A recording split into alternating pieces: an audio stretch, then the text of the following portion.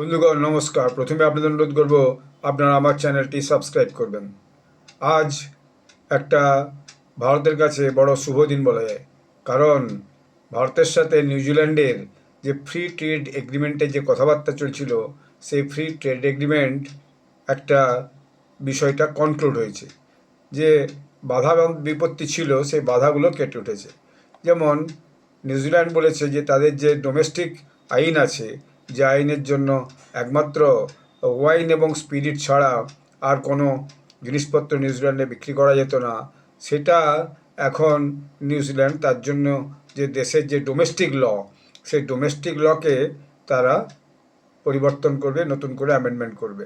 New Zealand to amend GI laws to allow registration of Indian goods beyond wine spirit under India New Zealand free trade agreement as decided and concluded today. তো আজকে খবরটা এসেছে, গতকাল থেকে এটা মানে খবরের শিরোনামই আছে বলা যায়। এখন নিউজিল্যান্ড এই যে তাদের যে geographical indication GI products, Bharat থেকে তারা এরপরে সমস্ত কিছু নেবে। এবং ফ্রি ট্রেড এগ্রিমেন্টের ফলে দেখা যাচ্ছে যে বিভিন্ন নিউজ চ্যানেল যেটা নিউজ করেছে, সেটা যে নিউজিল্যান্ডের যে ওই যে জিওগ্রাফিক্যাল ইন্ডিকেশন ফ্রেমওয়ার্ক যেটা আছে, সেইটা কেবলমাত্র ভারতের যে ওয়াইন এবং স্পিরিট এটাকেই সেখানে হচ্ছে ইম্পোর্ট করা, অর্থাৎ আমাদের এখান থেকে এক্সপোর্ট করার আইন আছে, বাকি অন্যান্য জিনিসপত্রগুলো আর এক্সপোর্ট করার কিন্তু আইন নাই।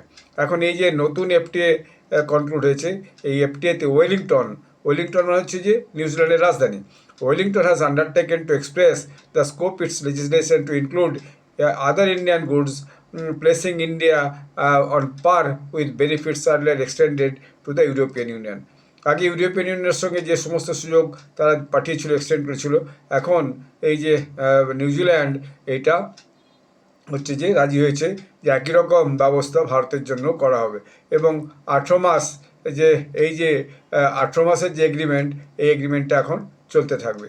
এবং এটা হওয়ার পরে দেখা যাচ্ছে ইন্টেলেকচুয়াল প্রপার্টি প্রোটেকশনও হবে, অর্থাৎ এখান থেকে যেমন অন্যান্য মালপত্রও যাবে, আবার ওখান থেকে বিভিন্ন মালপত্র আসবে, ছাড়াও যে প্রফেশনালস তারা এখান থেকে যে নিউজিল্যান্ডে চাকরি করতে পারবে, এটাও এই লেজিসলেশনের মধ্যে আছে। তারপরে দেখা যাচ্ছে যে আরও অন্যান্য অনেক প্রোডাক্ট নিউজিল্যান্ডে যাবে, এবং বলা হচ্ছে যে 95% নাকি হচ্ছে যে ট্যারিফ সেখানে ছাড়া হবে। এবং ভারতও যেটা বলে দিয়েছে যে নিউজিল্যান্ডের যে ডেয়ারি প্রোডাক্টসের উপর কিন্তু ট্যারিফ কম করানো না। ডেয়ারি প্রোডাক্টস যদি ভারতে ঢুকে, তার জন্য কিন্তু ডেয়ারি প্রোডাক্টসটা তার ট্যাক্স কিন্তু দিতে হবে, অর্থাৎ ডেয়ারি প্রোডাক্টসের জন্য কোনো ট্যারিফ কিন্তু হবে না। এখন যে প্রোডাক্টসগুলো মূলত যেতে পারবে, তার মধ্যে এগ্রিকালচার আছে, টেক্সটাইল আছে, হ্যান্ডিক্রাফটস আছে, ইন্ডাস্ট্রিয়াল গুডস আছে। তার মধ্যে যেমন ধরুন এগ্রিকালচারের মধ্যে বাসমতি রাইস, দার্জিলিং টি, মাইসোর সিল্ক, চান্দেরি ফেব্রিক, কুলু সোয়ালস, তাঞ্জাভুর পেন্টিংস, লগ্নো জারদৌরি এবং কাশ্মীরি ওয়ালনাট এইসবের মধ্যে আছে, উড কার্ভিংস এসবের মধ্যে আছে।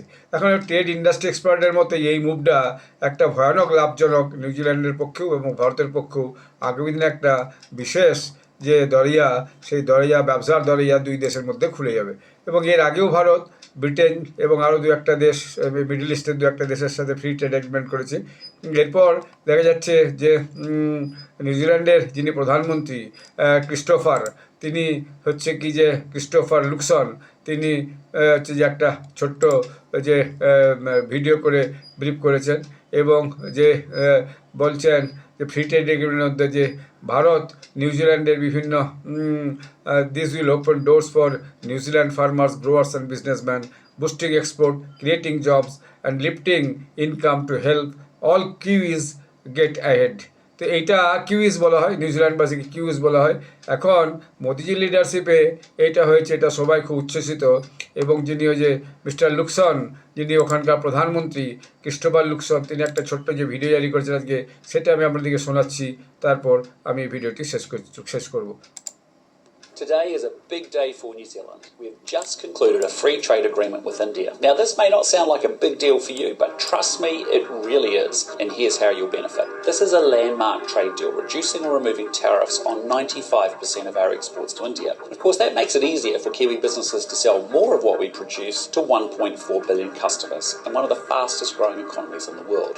When New Zealand businesses can sell more, they grow. And when they grow, they hire more people, and that creates opportunities right across the country. More jobs and higher wages for Kiwis. Trade already supports 1 in 4 New Zealand jobs, and this deal strengthens that even further because it backs our farmers, our growers, our manufacturers, and our exporters to compete and win on the world stage. And this deal will grow the economy and it will build long-term security for Kiwi families. We said we'd secure a free trade agreement with India in our first term, and we've delivered. National is fixing the basics and building the future.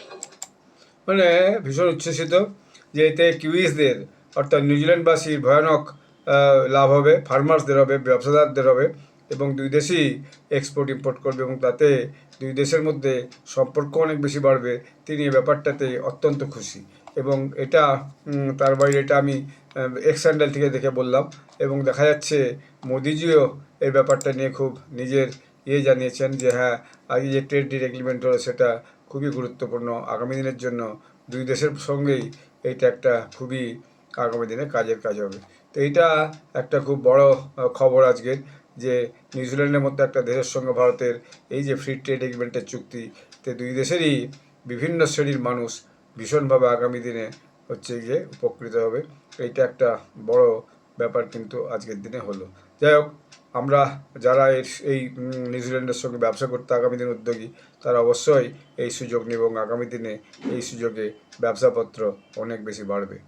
এরপরে আবার কোনো নতুন issue নিয়ে আপনাদেরকে আমি video করে জানাবো। আপনারা সবাই ভালো থাকবেন। ধন্যবাদ।